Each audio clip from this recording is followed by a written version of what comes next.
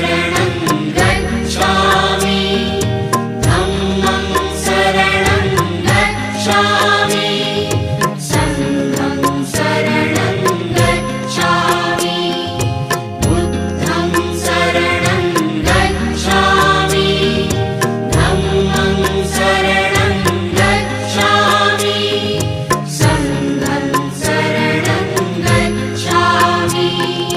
जनामनातून प्रकटित व्हावी ही बुद्धाची नीती।